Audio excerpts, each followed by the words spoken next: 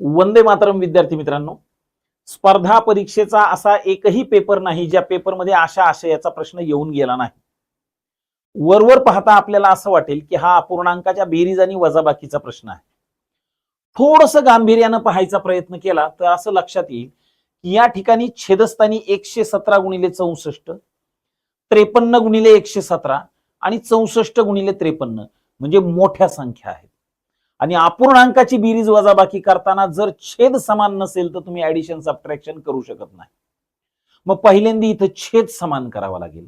जर तुम्ही नियमानुसार प्रश्न सोडवित बसायचा प्रयत्न केला तर वेळ भरपूर खर्च होईल, त्यानंतर येणारं उत्तर बरोबर असेलच याची गॅरंटी नाही. मग हा प्रश्न सोडवण्याची एक छोटीशी ट्रिक तुम्हाला सांगतो, समोर लक्ष द्या.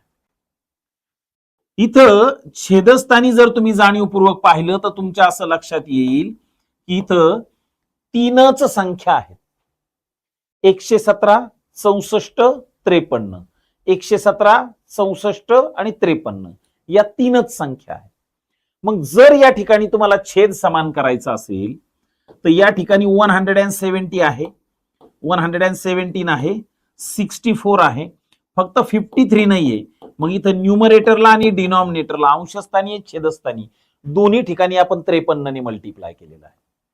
इथं डिनॉमिनेटरला 53 आहे, 117 आहे, 64 नाही, म्हणून आपण या ठिकाणी न्यूमरेटरला आणि डिनॉमिनेटरला दोघांनाही 64 ने मल्टिप्लाय केलेला आहे.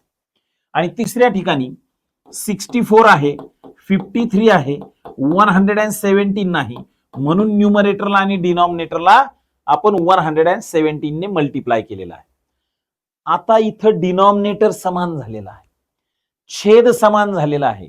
53, 64, 117, 53, 64, 117, 53, 64, 117 तिन्ही ठिकाणी छेद समान झालेला आहे. ज्यावेळेस डिनॉमिनेटर सेम असतो त्यावेळेस छेदाची बेरीज किंवा वजाबाकी होत नाही. छेदाची बेरीज किंवा वजाबाकी होत नाही. जी काही क्रिया करणार आहोत ती फक्त अंशाची करायची आहे. आणि इथं 53 आणि 64 यांची जर बेरीज करायचा प्रयत्न केला तर ती येते 117, 117 मायनस 117 0. आणि जर न्यूमरेटर 0 असेल तर डिनॉमिनेटर कितीही असला तरी सुद्धा त्या प्रश्नाचं उत्तर 0 असतं. आणि म्हणून लक्षात ठेवा, या प्रश्नामध्ये फक्त मोठ्या संख्या घाबरवण्यासाठी दिलेल्या आहेत. या प्रश्नाला अजिबात घाबरण्याची गरज नाही. अशा आशयाचा जर क्वेश्चन असेल तर डोळे झाकून याचं उत्तर जे आहे ते 0 लिहून ठेवायचं. पण अशा आशयाचा म्हणजे कशा आशयाचा हे एकदा लक्षात घ्या.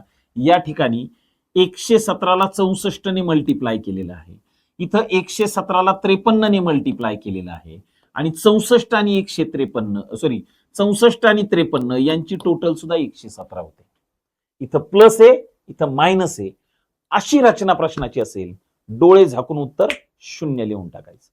अशाच गणितातल्या वेगवेगळ्या ट्रिक्स शिकण्यासाठी फॉलो करा, सबस्क्राईब करा, आणि तुमच्या कमेंट ज्या आहेत त्या आमच्यामध्ये ऊर्जा आणि प्रेरणा निर्माण करतात. त्यामुळे कमेंट देत चला. धन्यवाद.